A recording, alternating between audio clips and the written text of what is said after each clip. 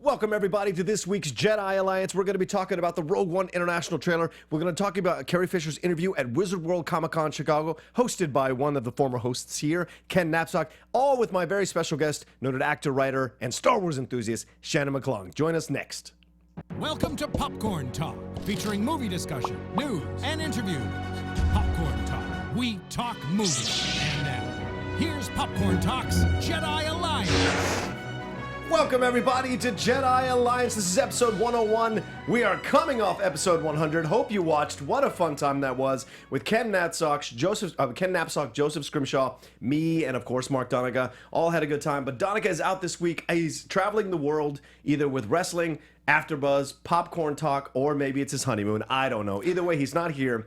So you guys know I'm John Rocha, one of the co-hosts of the show here, and I am happy to welcome as one of my guests today, noted actor, Star Wars enthusiast, and one of my favorite writers, Shannon McClung. Welcome to the show. Thank you. That's all he's got. That's it. Shannon, he's been seen in Silicon Valley. You've seen him in The People vs. O.J. Simpson. He's also written some episodes, upcoming episodes of TV and animation. And when I was hunting for a guest, I thought, who better than to bring on my boy Shannon McClung, because Shannon and I would occasionally host Far, Far Away as well, and people really liked it. And so I thought, well, this is a fun thing to bring him on to, especially considering the subjects we're talking about. Oh, thanks, man. You're welcome, man. That's nice. It's all love. But let's jump into it. This is your first time on the show, so what we'll do, we talk about news, then we jump into Mind Probe, then we jump into Duel of the Fates. So it's all going to go. Just follow along. You're going to have a good time. Done. All right. Let's go to just jump into news from the HoloNet. The Rogue One International trailer came out. There it is. There it is. I love that music cue. That's my favorite music cue ever. I love it. And so the Rogue One International trailer came out. Now, we're coming back because we recorded episode 100, and we weren't able to talk about this quite extensively, and I wanted to kind of go over it for our fans who've maybe had some time to decipher it, to savor it, to enjoy it. Let's take a look at it now real quick, and then we'll talk about it, and maybe we'll talk about it over as we're watching it. It's coming undone. That's still the best line. You just keep doing that every time. Imperial flags reign. Now, what do you think about it? Like, when you were seeing all this, what was occurring for you, Shan? That was the first time I think that we've seen a Star Destroyer inside of a planet, and I was like, oh, that's terrifying. It indicates Right. that a major weapons test is imminent. Mon Mothma, awesome. The message was sent by your father. Now, that was the big reveal, right? Her dad. Right. That wasn't in the first trailer. That wasn't in the trailer that came out here in the States. No, the they didn't talk Olympics. about that. Right. Our chance to make a real difference. If you're really doing this, I want to help. You're talking that's a romance that's developing, then you get the U-Wing. Good. And then we're I've been going. recruiting for the rebellion for a long time. We destroyed our home. We fight the Empire now. I fear nothing. All is as the Force wills it. Donnie? Yeah. Every day they grow stronger. This planet, it's this interesting planet. See, and we got the Black Stormtroopers coming up here, the Death Troopers. Right.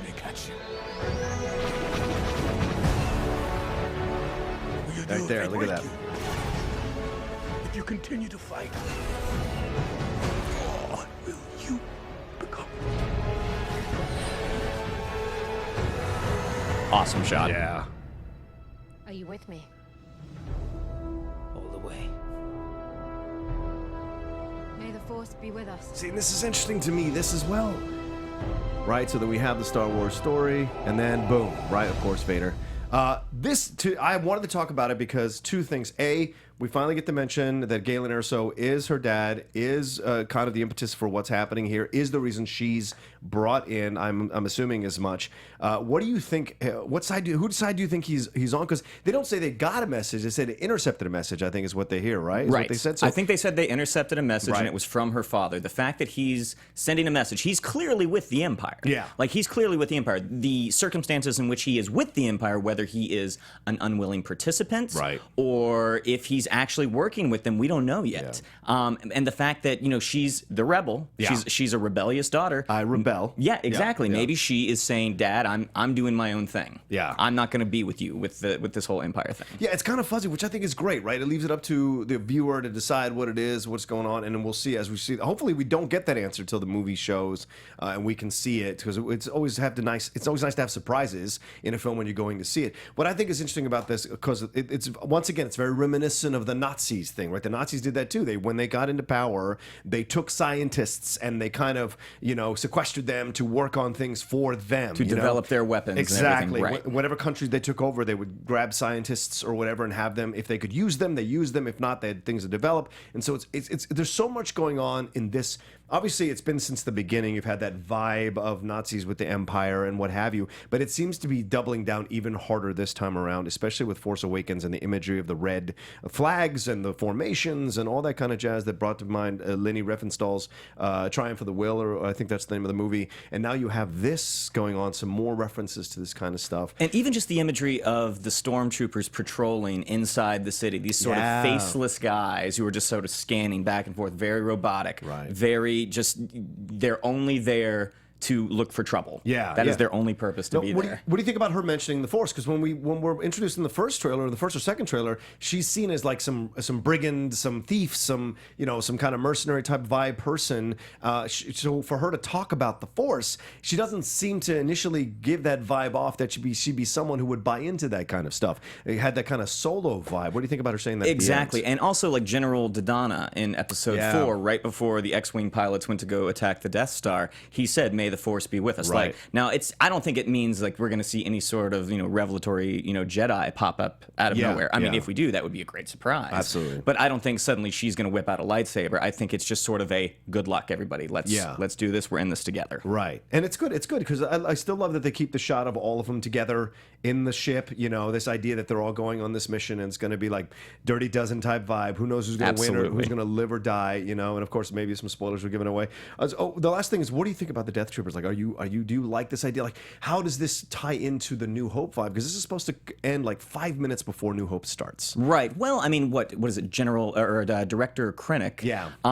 Maybe this is his brainchild. Maybe these guys are something that he wanted to develop. Right. And we find out maybe it worked, maybe it didn't. Maybe that's why we didn't see them in Episode 4, Episode 5, Episode 6. Right. Maybe these were an experiment that maybe didn't pan out too well. Yeah, and it's fascinating to read. As we should get to the next thing because this is what it relates to. All right, so let's jump into the Empire magazine issue. Just kind of brushstrokes. It just came out on Thursday, so let's talk about this. So this past Thursday, they went behind the scenes of Rogue One with new images and interviews. Let's take a look at that. You see that picture up there. It's so fantastic. What a great cover. And there's apparently another alternate cover with Director Krennic, and then there's other stuff and images inside and pictures from the film. What do you think of the new images and the information that was relayed as they were going back to the behind the scenes? All of that looks fantastic to me. The one photo of Riz Ahmed is the one that really stood out to me, because did you notice the insignia on his right shoulder? That's an Imperial insignia. Right. So, I mean, my guess is he's working with the rebels, but they're having to go deep cover to do whatever mission they're trying to do. Yeah, and it's related. It could relate to where that shot we just saw in the national trailer where she has that Empire logo. The same on. one. Yeah, the same one is because she's going undercover, right, and playing the game, and maybe even to go smuggle her dad out or to trick her dad. Right. Who knows at this point, right? They're playing around with it. Did you notice the picture of Donnie Yen where it's like Jin is kneeling down to him, and he is sort of giving off the vibe that he is this blind beggar. Yes. He actually has a little tin there, it's like where you can for the poor. Exactly. And like, I'm assuming, just judging from the scenery, that's right before he lays the smackdown on some stormtroopers. Well, it's very reminiscent for those people who have seen the Japanese Zatoichi, the character Zatoichi. It's very similar to Zatoichi,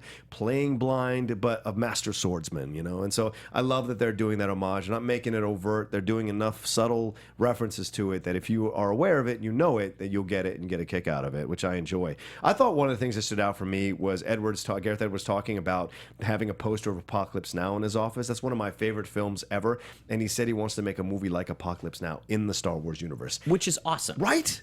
I mean, the fact that the point, as far as I understand it, of doing these spin-offs is now we get to see a Star Wars movie, but in the vein of Apocalypse Now. With the Han Solo movie coming out, we get to see a Star Wars movie, but almost like a buddy movie, like a buddy cop movie. Right. That's fantastic. I think that's the coolest thing, and the fact that they're able to do it, and still visually it fits in right before Episode 4. I mean, I think it looks awesome. Yeah. Well, this is one of the things that we've talked about numerous times, or at least I have promoted numerous times, the idea of a Star Wars network, because I want to have different artists, different filmmakers have a shot at creating as much different content and different styles of content within the Star Wars universe as possible. Why not an Apocalypse Now film? That would be awesome. Who are they going to find? Who's going to be the Colonel Kurtz? Who's going to be the Martin Sheen character? Like, what is that all about? Right. It would add a whole other aspect to it. It would be great if it was Luke at the end who was the Colonel Kurtz who'd gone off the deep end. You know, that would be so awesome.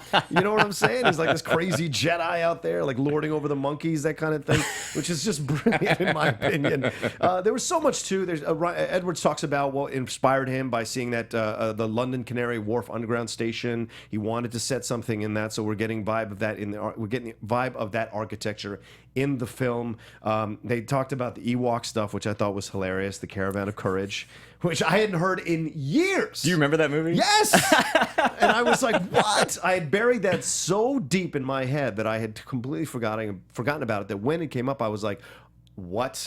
It like triggered some dust off of memory. Because was that the first? There were two of them. Was that the first one or the second one? I thought it was the second one. Because the second... I don't know. Maybe I know it was the first one. The second one had Wilford Brimley. Of course it did. Of course it did. I remember his character's name was Noah, and there was another sort of Ewok-like creature. He wasn't an Ewok, and who could run sort of like Barry Allen super fast. And I think his name was Teak. Yeah.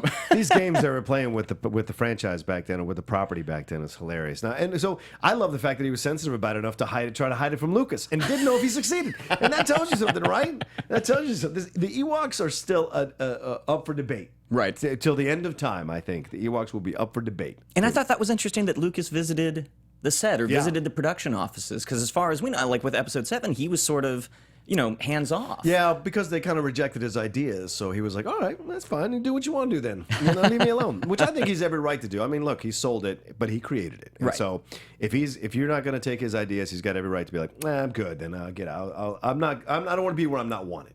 You know what I'm saying?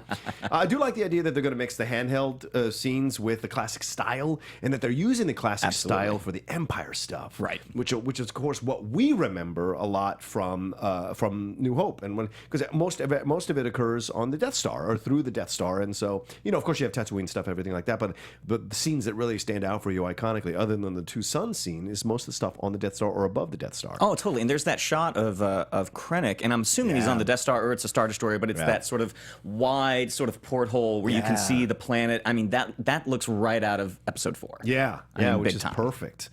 Did you enjoy seeing some more of the idea of like Vader? This is so fantastic. We're saying Vader positioned in a certain way where he stands above whoever he's in the scene with, which I thought was brilliant. It's a small little touch, but that's what a good filmmaker understands, right? Like even if he's in the background or the foreground, they're not going to let anyone eclipse Vader in terms of his height. Right.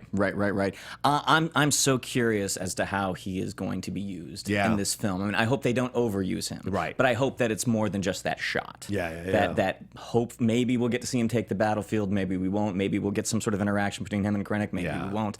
Yeah. It'll be very, very interesting to see how he is used in this film. Yeah. And then you have the Death Troopers. They talk about the Death Troopers being based on old Ralph McQuarrie art, which is so great, because this is the kind of things that people were waiting for them to do, and we saw that in Force Awakens. And some people complain it's too evocative. It's they're using the same blueprints, nothing original, blah blah blah, like James Cameron was saying. But like a majority of people obviously loved it. It made so much money. People want to go back and feel comfortable again, feel at home again with this property. So why not? And McQuarrie's art was always so great. So why not take advantage of it and like make use of it and still give that vibe of the old stuff, which is great. Yeah. I mean, I think that blueprint is that was the springboard for the entire universe. Yeah. So to say that it's too evocative, I mean, I never felt like any of the designs were too evocative from Force Awakens. I'm like, no, this is the same world. I think that might have been some of the issues that people had with the prequels, was the design was so different, and it was so smooth and almost futuristic. Yeah.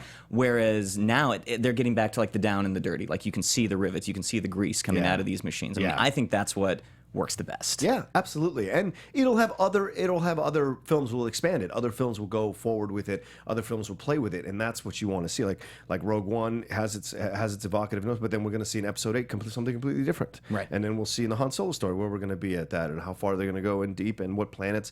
So there's going to be room to create new things, which I'm looking forward to.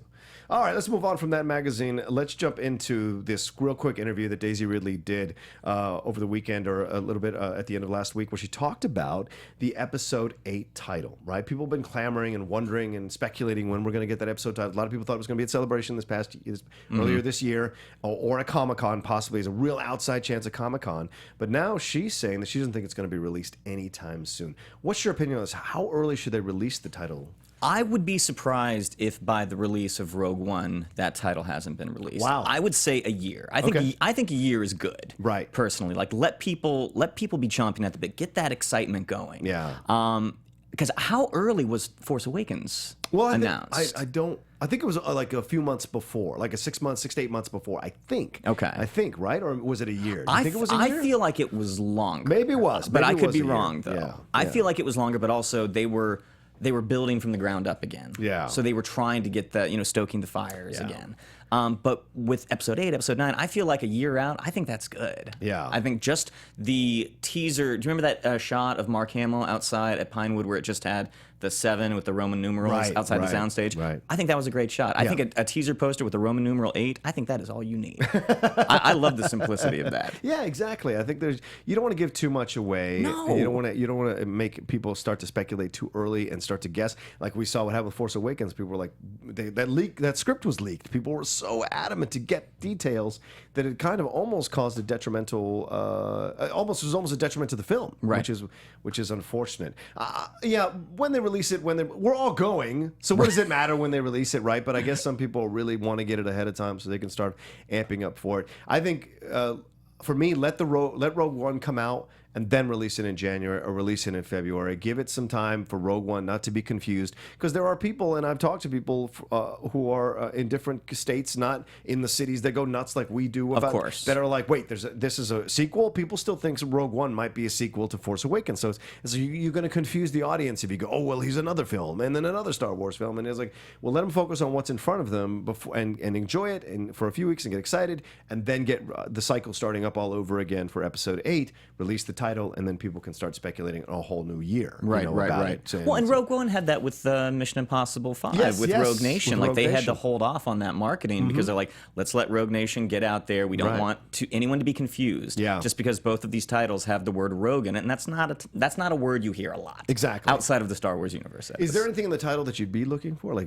any reference in the title that you want to see? I mean, I think The Force Awakens, that was obviously important to the story, but also important to the brand. Like, we're bringing it back. Yes. It's coming back. As far as for Episode 8, I mean, I don't know, maybe something with Rey's parentage, Snoke's background, perhaps. I mean, that's the only place that I can really think of. Okay. But I could be absolutely wrong, though. And I'm happy to be wrong. I love when a title comes out and it's not something I expected. I'm like, oh my gosh, I did not think of that. Like Rogue One, we were debating on Far Away about what does that mean? What does Rogue One mean? And even now, like Gareth Edwards was like, well, I guess it could be this. I guess it could be this. We still don't 100% know. Yeah. Right. The interview, the quick excerpt is at furiousfanboys.com. Want to give him credit.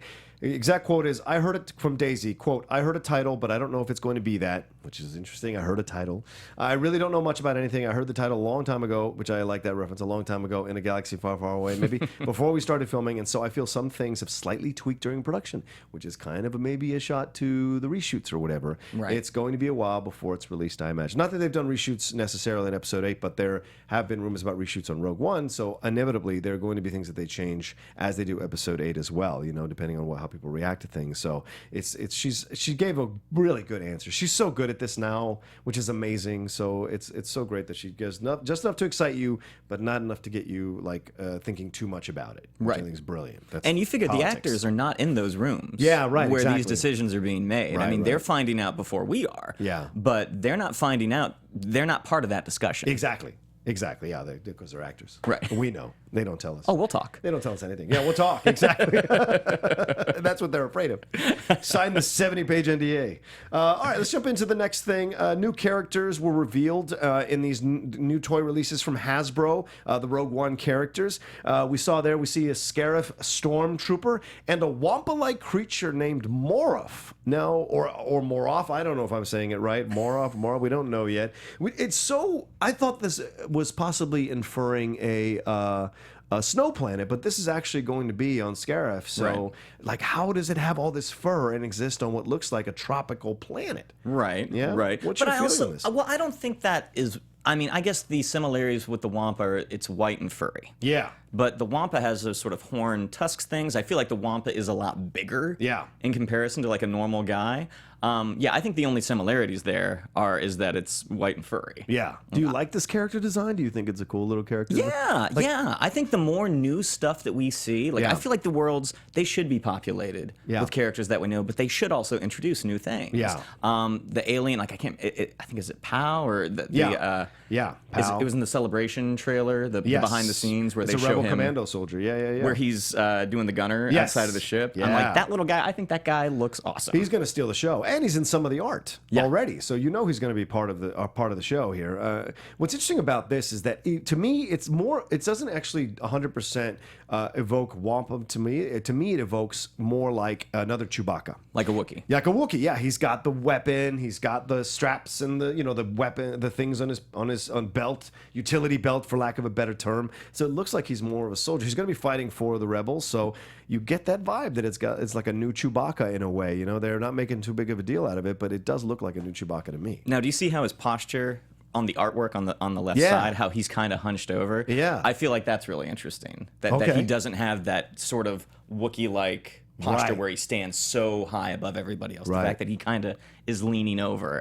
For some reason, I think that's a cool design choice. Oh, yeah, I agree. I mean, no one's going to be taller than K2, so they make sure that no one's going to be taller than K2. How excited are you to see that character? Oh, my God, I'm beyond excited. I hate that they didn't let him talk international trailer, because that's one of my favorite lines from the trailer that came out during the Olympics. I love that character, and I love that it's a Imperial droid that's been reprogrammed. Right. Which means anything could happen. Right. So if it gets in the wrong hands or something gets short-circuited, it could completely go the other way. It's the next generation of battle droid, but way better. Yeah.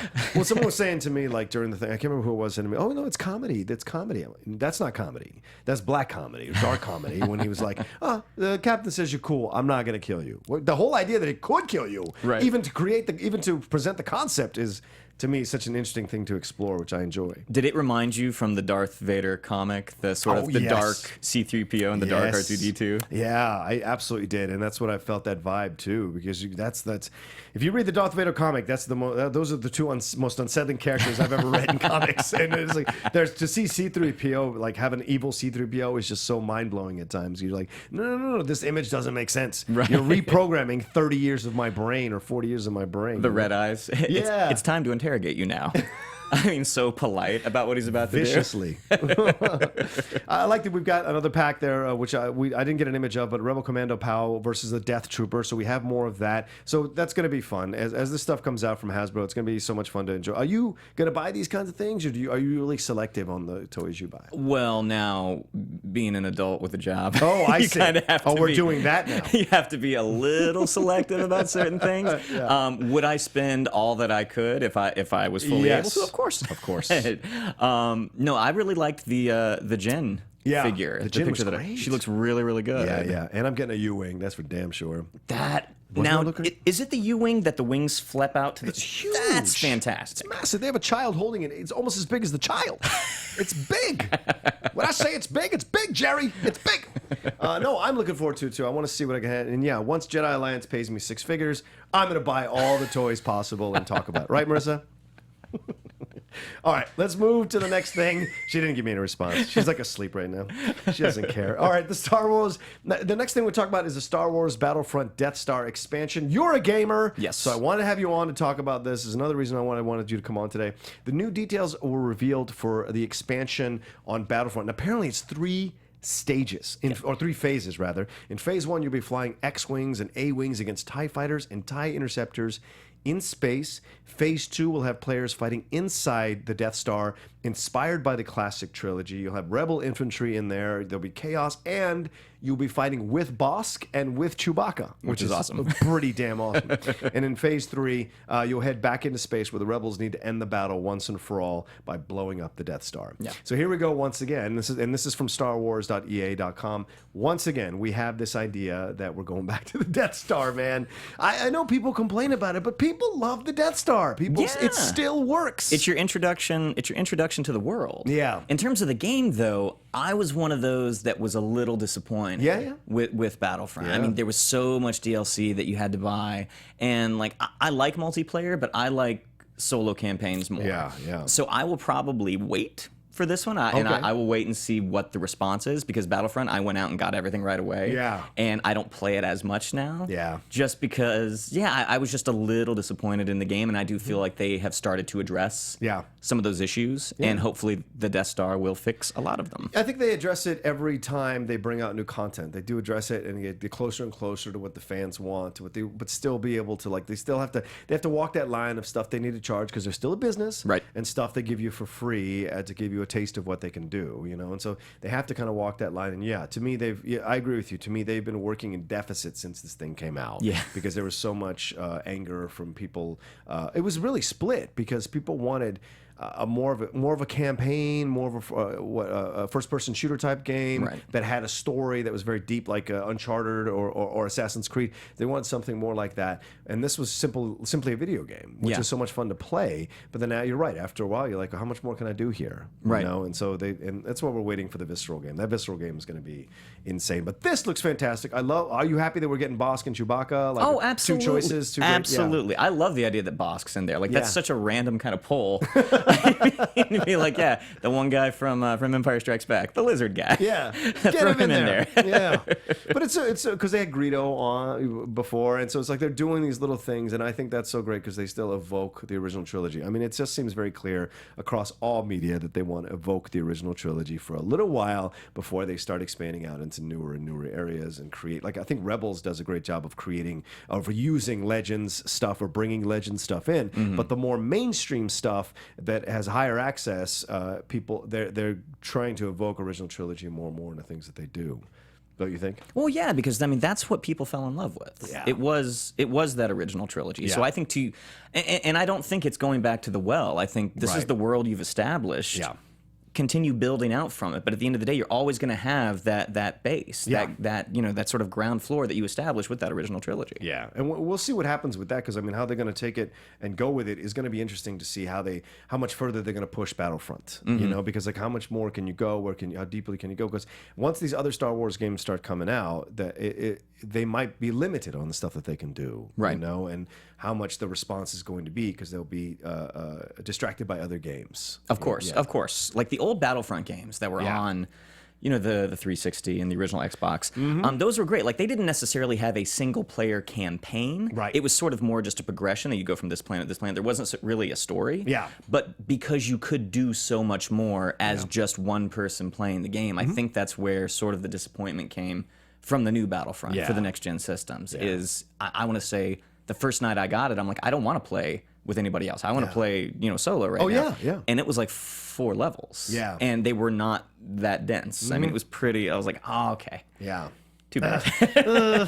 But some people really do enjoy it, so we don't want to crap on people who do enjoy it. But like, it's just the desire for more, because it's a more complicated, more diverse, more complex gaming culture that is around now. You gotta placate that. You gotta of play course. to that. I'm in the minority that I think, especially younger people, they grew up playing with their friends who live down the street on the same system, online. That's what I did. That's not what I did. Yeah. I mean, I grew up solo. Oh, right. So I mean, while I do enjoy playing multiplayer, at the end of the day, I want to be just me by myself. Yeah. On our next episode, we'll bring Shannon's parents in to talk about why he played solo and wasn't allowed to play with other people. That's true. That's pretty messed up.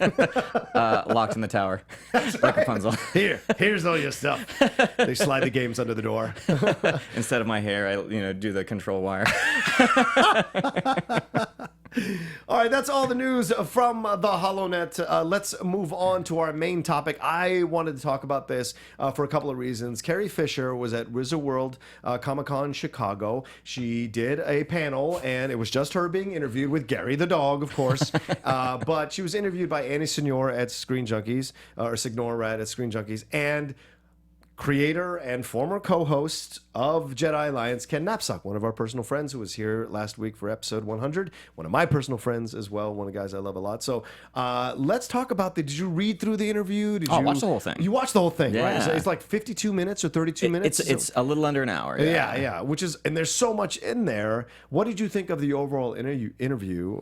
I think there are certain people that just doing a Q&A with a live audience, they can be magic. Yeah. I think Kevin Smith is one. Yeah. I think Robert Downey Jr. is one. I think Morgan Freeman is one. And I think Carrie Fisher is one. Yeah. She is hilarious. I mean, she's giving you sort of nuggets of information, but she's presenting them in just this, dry, wit, humorous way that only she can. Yeah. I love the fact that she brings her dog out, I know, right? who has this sort of paralytic tongue that just goes hangs in out, his mouth. right? It's that dog is a human. No, what did you say? It's the side-eye version of a dog, right? I mean, that dog just looks at you. It's like, whatever. What did you think about what she had to say? Like, did you enjoy any of the? Did you enjoy like the whole idea of the funeral thing? Like, she took that back.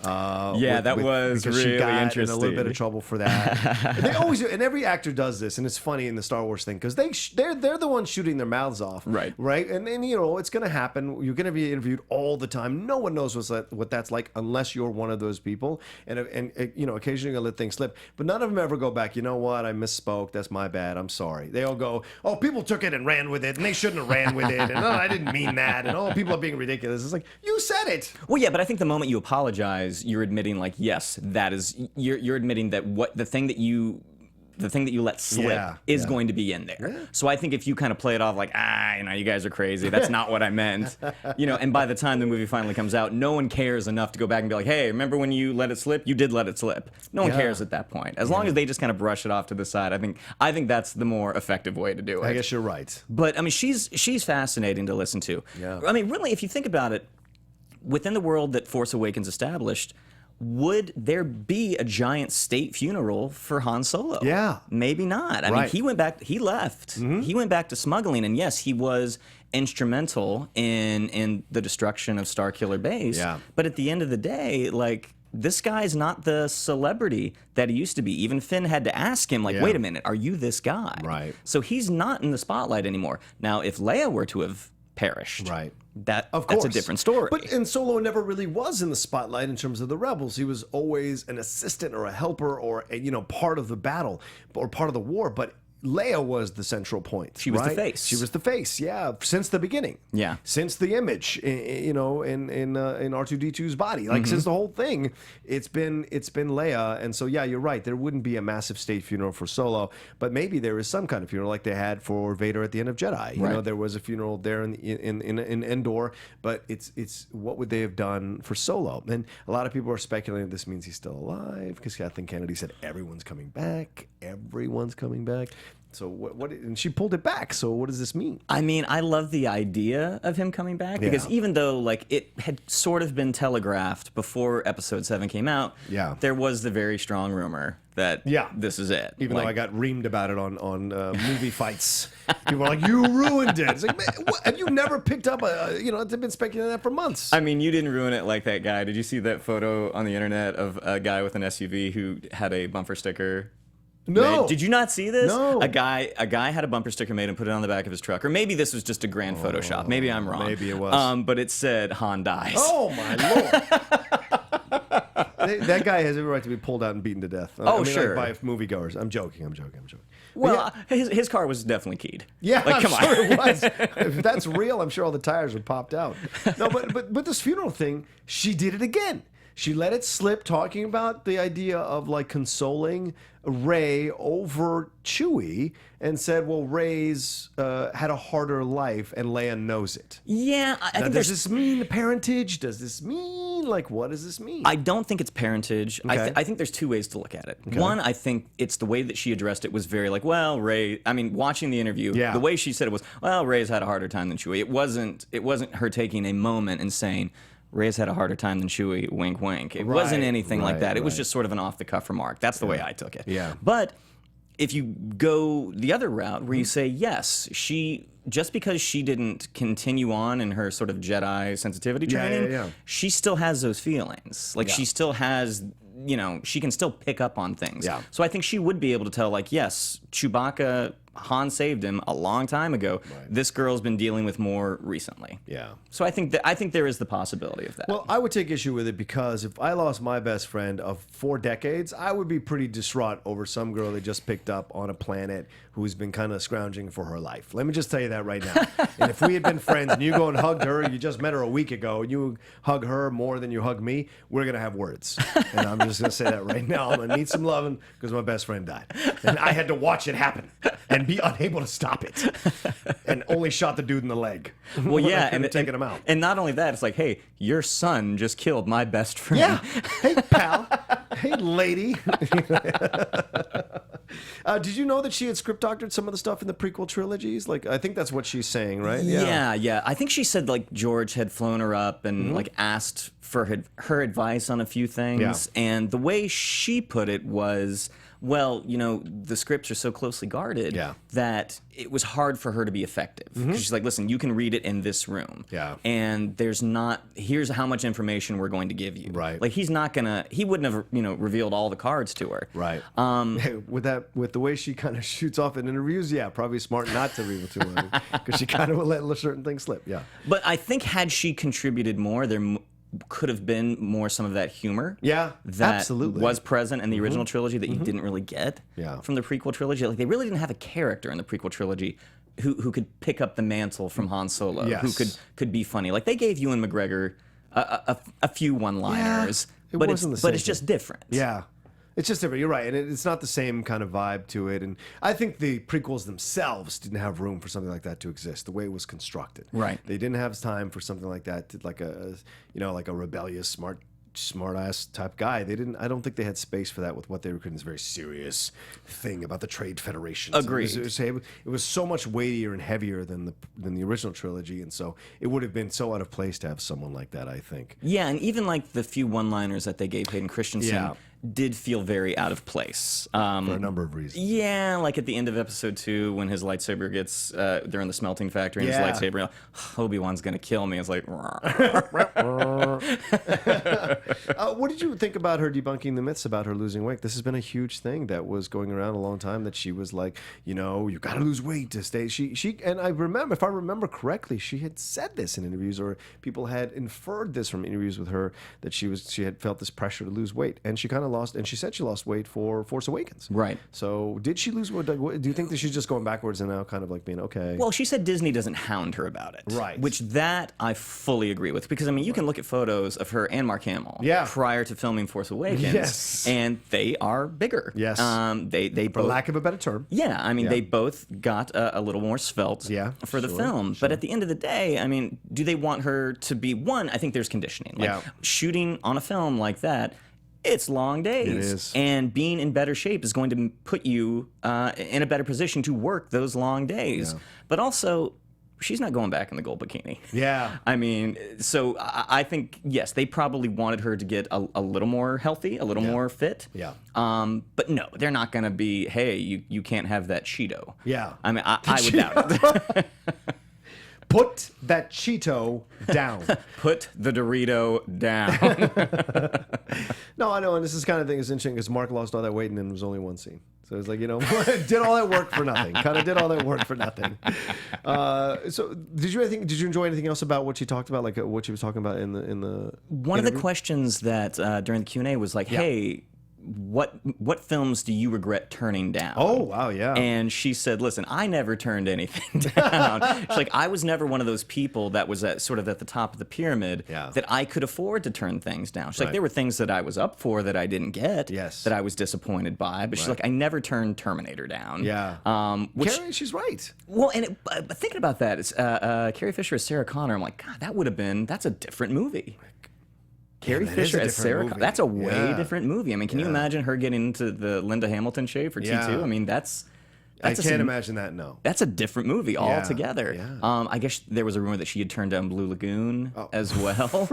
I mean, the Brooke Shields movie? Yeah, and she said, I never turned that down. All right. Untrue. Yeah, that would have been weird. Yeah. Because her vibe is so much more mature than Brooks. That would have been such a terrible miscast. Yeah, like, even strange. Because like a mom with a child, it would have been weird. I think she was 19 when they shot the original Star Wars, and even at that young age, she has a maternal, like more. She doesn't have the doe-eyed look. Nope. She has a strength to her, a steel to her, and that's obviously growing up in Hollywood with Shirley MacLaine as a mom and Eddie Fisher as a dad. You know, it's got the not Shirley MacLaine. I'm sorry. Debbie Reynolds. Debbie Reynolds. Yeah. And Eddie Fisher. So there's stuff there, right? Sure. And what you like, Liza went the other way with it. Liza Minnelli, Judy Garland's daughter, like she went, everything's great, you know. Whereas Carrie's like, screw that stuff, you know. She's more of a lived in, which is why people love her even now when she does these interviews. I love this idea when she talked about Princess Leia being fierce.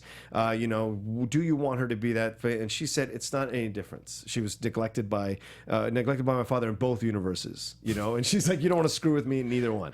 And I love that. It's like a powerful thing, you know, for her to put that through, for people to understand what she brings to the character, you know. But she was also very sweet because she was very positive about her daughter Billie Lourd and about her other daughter and Gary, of course, Gary, and all that kind of jazz. So you get a nice little, like, you just get a good picture of her and why she's so beloved by people in the Star Wars universe. She is immensely entertaining, and fielding the Q&A. I mean, answering questions that she has probably answered for upwards of 30 years. Absolutely. And never an impatient moment on her face. I mean, she sat there and actively listened to each one. She may not have given them the most heartfelt answer. Like she put her trademark bite on it. Yes. But endlessly patient. There was one question they had asked her about the Star Wars Christmas special. Yes. And she kind of rolled her eyes and immediately launched into the song. And still has the pipes. She can still sing. Of course. And she remembers the lyrics. That's amazing.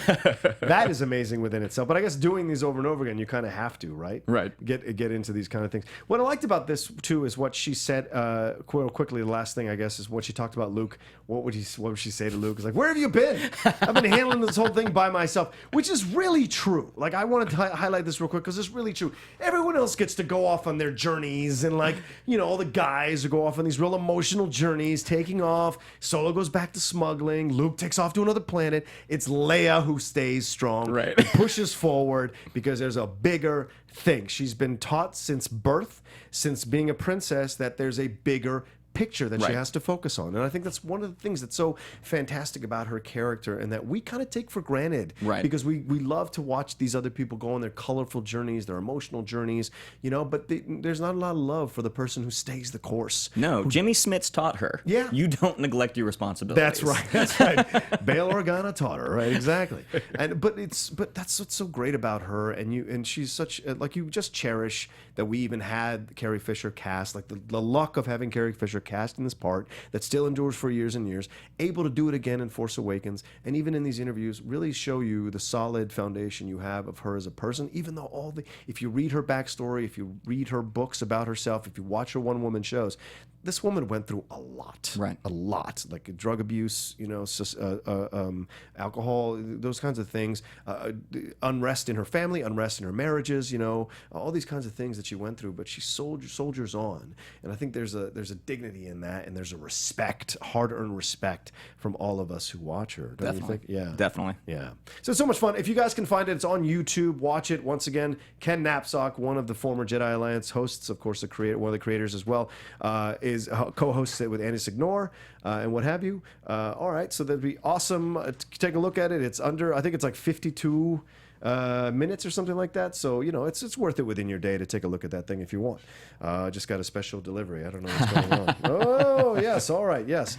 Well, let's take a moment now. It's perfect timing. Let's talk about Blue Apron, one of the sponsors of the show here. You know, Mark did such a fantastic job talking about Blue Apron last week. I will do my best. I'm not always the best pitch man in the world, but listen, I will do my best. I've tried this. It's fantastic. That's the way I can start with you guys at. Its mission is to make incredible, Blue Apron's mission is to make incredible home cooking accessible to everyone. They achieve this by supporting a more sustainable food system, setting the highest standards for ingredients, and building a community of home chefs. They've been doing it for a long time. They've done the research, they've done the work. You know, cooking together builds stronger family bonds, especially if you're in a relationship or a new marriage or even an older marriage. Like this idea of rediscovering each other in the kitchen, talking in the kitchen. Yeah, you probably have some irritating moments. It's human beings, but for the most part, it's to connect. It's connecting again. It's doing things together again. It's fun. We get lost in technology. We get lost in our phones or computers, what have you.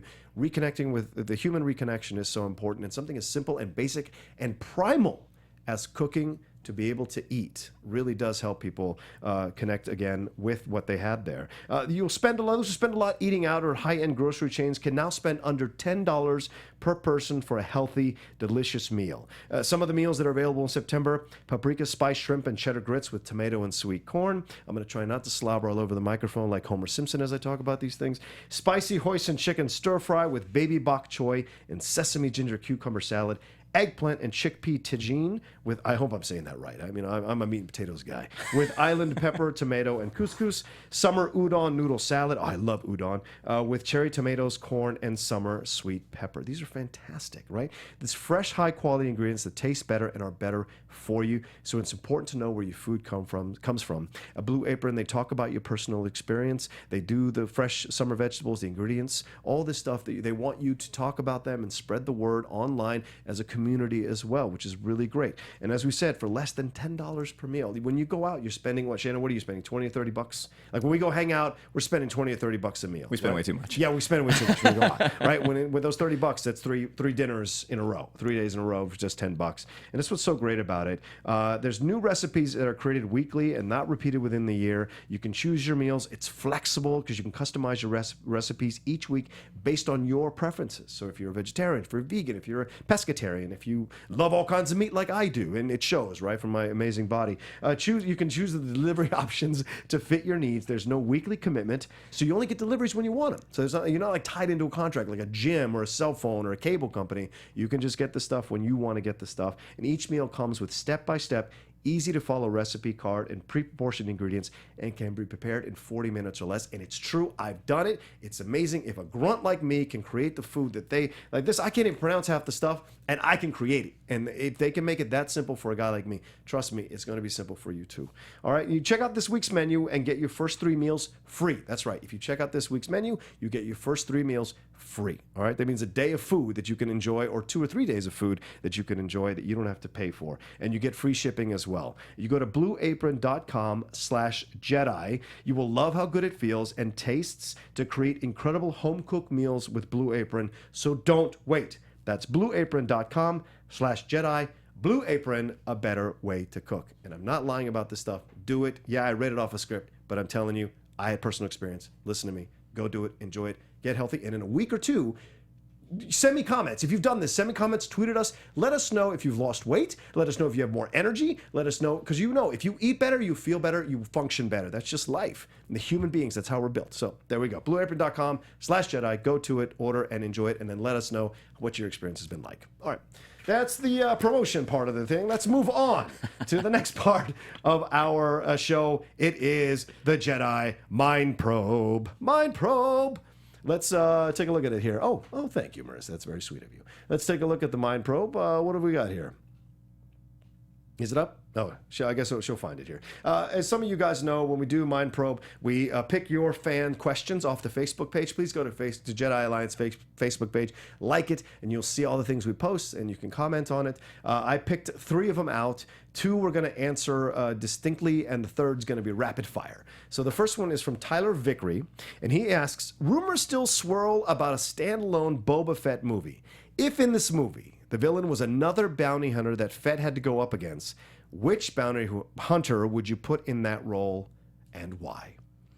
I think it needs to be an original bounty hunter. I think it needs to be a new creation. Oh, wow. Personally. Again, okay. I think, like I was saying earlier, I think we should populate it with things that we know, whether it's like Bosk or IG-88. Okay. But I think if he has to go mano-a-mano with somebody, I think it should be a new creation. Okay. That's my thought. All right. My two choices were Asajj Ventress, because we finally introduced her officially, which would be great to bring her officially into live action universe. Obviously, she's in Clone Wars and what have you, so she's in canon. But I'd like to bring her into live action. That would be great. And my other choice was Aura Singh from the Clone Wars, who had tutored Boba Fett. Okay. So it'd be nice to see them kind of have this film where or this part in the film or a subplot in the film where they're going after the same bounty and have to fight each other to get the bounty. The student becomes a teacher. Student becomes a teacher. Why not? The whole theme of the whole Star Wars universe is that. Why can't you break it down into microcosms in these subplots? They would still work, right? In these small little plot lines, right? Don't you think? I mean, she's ruthless and cunning, a sharpshooting bounty hunter. Probably she kind of looks like Lara Croft. So it'd be fun to kind of play with that angle as well. And so for me, it'd be, and she's used to long distance headshots. So, you know, Bubba would really have to be on top of his game with that helmet of his. But I really like the Ventress idea because we've seen episode 2. Yes. A bounty hunter can go up, toe to toe with a Jedi. Absolutely, absolutely. And Asajj needs to come into live action. Asajj and Ahsoka Tano need to come live action, in my opinion. We need to finally cross that bridge. It's getting frustrating to keep waiting and waiting and waiting because I want them to cross that bridge. All right, anyway. Next one is from H.J. Lewin Vaughn. Good name. Congrats on the 100th episode. Thank you very much. His question is, describe why, and I asked you, I wanted to pick this one for you, Shannon, to let people get to know you a little bit more. Describe why you fell in love with Star Wars, and why do you think it's better, more attractive than other film franchises? Greetings from Holland. Wow, that's a great question. Yeah. I believe Empire Strikes Back was the first film that I saw in a theater. And I remember seeing Star Wars. I don't remember if it was in the theater, if it was on home video. Yes. But I was 3 years old when Empire Strikes Back came out. Okay. And that being sort of my entry point into the world of cinema, like that was just, I'd never seen anything like that. Right. And for whatever reason, it never left. I mean, I love other franchises. I love Indiana Jones. I love Marvel and DC. You really do love Indiana Jones. Like, you're a massive Indiana Jones fan. I'm a big Indiana Jones fan. You even explain Crystal Skull, which is really amazing. No, you don't. No, I'm happy to. No, that's good. Let's move past it. But yeah, I can't say why personally I keep going back. Maybe it's because it is so rooted into my childhood. It was the first time that I was able to see something on a screen and then pick up the action figure. Yeah. And then create my own stories, which I think is great about the, what is it called? Legends now? Yeah, With Legends, the extended universe. The extended universe, where they're going now with the films, like with the spinoffs. It's just so deeply rooted into my childhood. Now, when did you first discover? Like, how old were you? Did you go in a theater? Which one did you see in the theater first? I saw Empire Strikes Back. I believe it must have been a second run theater. Okay. My father was in the Navy. We grew up on the Navy base, and they had the military base second run theater. Yes. I remember seeing it there. I remember seeing Return of the Jedi the day it came out. Wow. A friend's dad took a few of us. And which where were you in Orlando or no? That was in South Carolina. Oh, that was before we moved to Florida. Shout out to South Carolina. Charleston, Goose Creek in the house. I like. I know somebody out there got that reference. I used to drive through South Carolina when I was living in Tallahassee, Florida State. When I went to Florida State, I would drive. I would always stop in South Carolina. It's a nice little city, beautiful state, and enjoy a little bit of time there before I had to drive the next 8 hours up to Virginia. Been to Charlestown Landing? Yes, I actually have been. That's a fun time. All right, why do you think it separates it from other franchises? Like, is there a specific answer to that for yourself? Yeah, I mean, for me, no. I think it's just so, again, deeply rooted into my childhood. Right. And growing up, you wanted to be Luke Skywalker. Everyone wanted to be Luke Skywalker because they wanted a lightsaber. Right. As you get older, you wanted to be Han Solo. Of course. Because he got the girl. Cool with the ladies, of course. Yes. But as far as like everyone else, I mean, especially people our age, there just had never been anything like it. I mean, it changed the landscape of cinema. Yeah. Irreversibly. Yeah, I agree. My answer, and real quick, let me say this to Marissa who's in the booth. Marissa, I just sent you the emails. You should have that there. My answer to the question is, I fell in love with Star Wars because of the scope of it.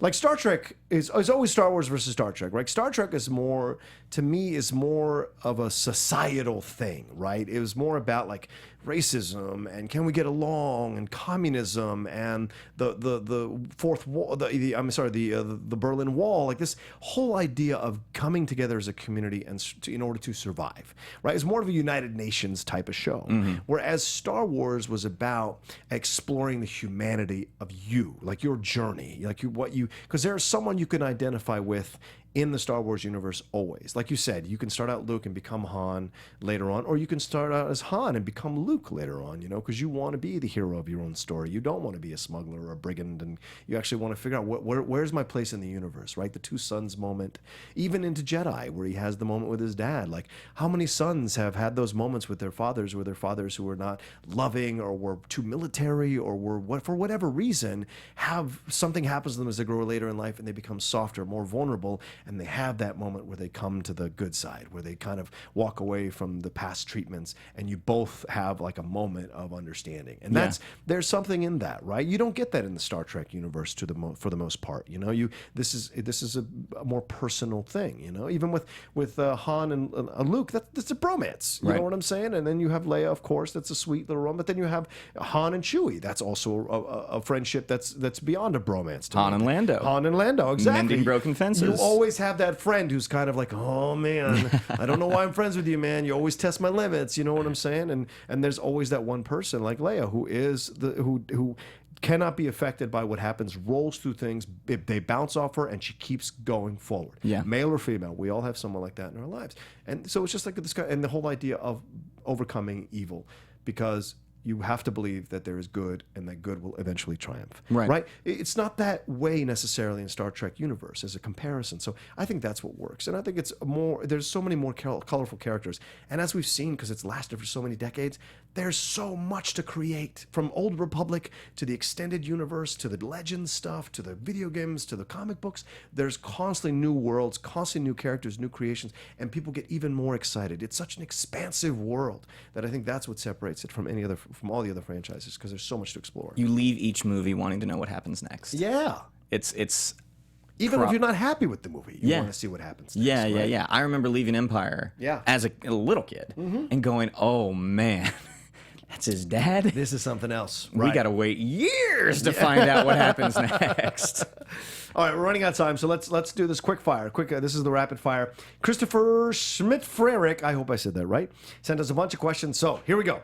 Should Luke fight Snoke? Yes. Should Luke die? Maybe. Okay.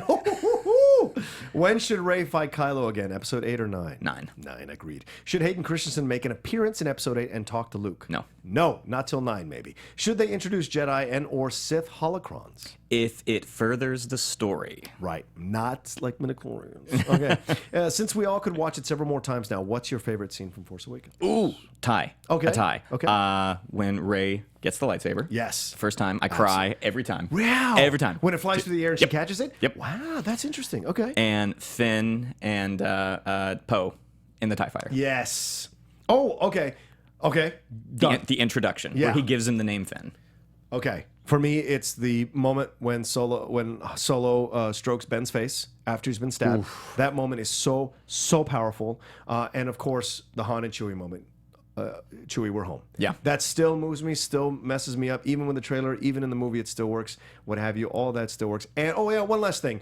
When my favorite part with Rey is when Rey, the lightsaber is great, but I think it's great when Rey, when they're all trying to save her, and Rey's like, "Oh, hey guys, what's up?" I just love that moment. How should they use Vader in Rogue One? Sparingly. Agreed. Do we want a complete backstory for Snoke, or should they leave it vague? I would be upset if it were vague. Really? I want to know. You want to know everything. I mean, it doesn't have to be told like all in episode 8, but we need to know who this guy is. Yeah, I think you're probably right. Because if you're going to make him a central villain, we need to know who this guy is. Like Darth Vader, we knew when we found out it was his dad. That's huge. If Darth Vader fought the Hulk, who would win? Oh man, right? That's hard. Because the angrier the Hulk gets, the stronger he gets. Right. But I think a lightsaber through the chest would probably do it. Right, if you could get there. If you can get there. If the lightsaber's strong enough to go through his chest. He's a big green thing.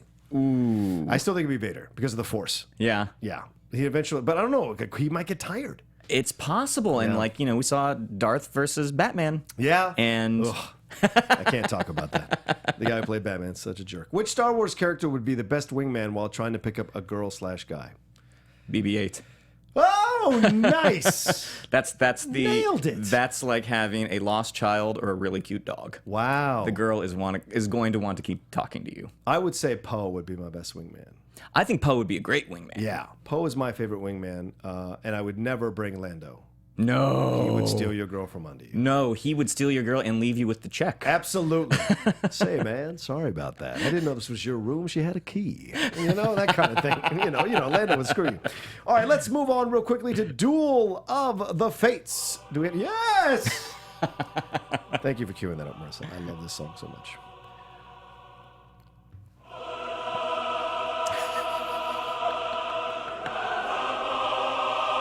Yes! This is my Philadelphia moment from Tom Hanks with the red light. All right, last episode's question is, in a duel that calls back to one of our favorites from the knapsack era, does Lando look better in his outfit from Empire or his attire from Jedi? The winner was Empire Lando in a landslide. You would think. Yeah, Kev Kane said, when I think of Lando, it's the blue outfit. Stands out more than the uniform. Andrew Shemansky said, the guy that tells me that smooth Colt 45 is from Empire Strikes Back. I love that answer. Reed Gibson, Empire, looking like one smooth operator on Bespin. Sorry, Rocha. Reed. Corey Donaldson, I think he looks better in his Rebel Alliance general uniforms. That was the one guy, one or two people that commented they liked him better in Jedi. And it was just the facts. Yeah, it's just the facts. Just right? my opinion. It's not decorative, yeah. All right, so this week I wanted to ask, who would you want to see play Princess Leia if Disney were to do a standalone film? Because she mentions this, she gets asked this in the interview. Would you want to see? And she says no. She says it in a playful way, which is great. So it just got me to thinking, who would we want to see? Because we have Han Solo. Why couldn't we have Leia? And Mark Hamill is young enough to you don't need to go. You have to be going prequel Luke. You don't need that. But a standalone Leia would be fantastic. When would it be set? Would it be set pre-Episode 4 or post-Episode 6? I think with what Aftermath is about, post-Episode 6 could work. Or with what Claudia Gray wrote in Bloodline, definitely post-Episode 6. I think that's a really hard movie to do because that's Carrie Fisher. Yeah, that is Carrie Fisher. But if they were to do it, yeah, I would say Tatiana Maslany. Wow! Yeah. Great choice. I like Tatiana. Big personal fan of Tatiana. All right, so we're gonna hear when it comes up on the Facebook page. Answer. I want to hear your thoughts. I want to see what you guys have to say. I don't have an answer. Tatiana Maslany will probably be my answer. I like that idea because she's been up for so many of these roles and hasn't gotten them. So it'd be fun to see her take a chance on that. All right, I want to thank Shannon McClung. Thank you so much for joining us today. Thank you. Where can people find you, brother? Oh, you can follow me on Twitter at Shannon_McClung, or you can go to my Facebook fan page, Shannon McClung fan page. Awesome. And you're coaching now, right? You're also doing coaching. Yeah. You want to talk about that? Yeah. Well, I mean, it's not too much to talk about, but I've done over 30 television shows since I've been in Los Angeles, and some of my friends sometimes will come and say, hey, will you help me with this? And my wife said, you should start charging them. Of course, because you're really good at it. I've been coached by you before, and you're fantastic. Oh, so thank you. Definitely. If you can get a hold of Mr. McClung and schedule a time, he will coach you to have a fantastic audition, no matter what you're going for. Oh, thanks, man. Yeah, you're welcome. You guys can always find me at The Rocha Says on Twitter and on Instagram. See all the shows I'm hosting, all the shows I'm co-hosting, like this one, and all the shows I get to be a guest on. And also, please listen to The Cinephiles, which is my relatively new podcast that I've been doing with my film teacher friend of mine here from Los Angeles, Steve Morris. We take one classic film and break down its heritage, its legacy in film, and its production history, and just talk about the film itself. There's so many. We've just talked about High Noon. We talked about Touch of Evil. We've talked about Reservoir Dogs, Raiders of the Lost Ark, and we just went to see Lawrence of Arabia in 4K over at the Cinerama Dome for a future episode and recorded our thoughts right after the screening outside in the Art Lek bar. And fun time. I can honestly say I listen to the Cinephiles on any trip that I take here in LA. It is very, very enjoyable. Oh, thank you, Shannon. That's really nice of you to say. All right, thank you guys for watching and or listening to Jedi Alliance. You can visit popcorntalknetwork.com to find a nice list of all the past episodes of Jedi Alliance and links to both YouTube and iTunes. Please also follow us on Twitter and Facebook at Jedi Alliance for all the us-related news. This has been Jedi Alliance on the Popcorn Talk Network. We talk movies. Thank you for listening, because many Bothans died to bring us this information.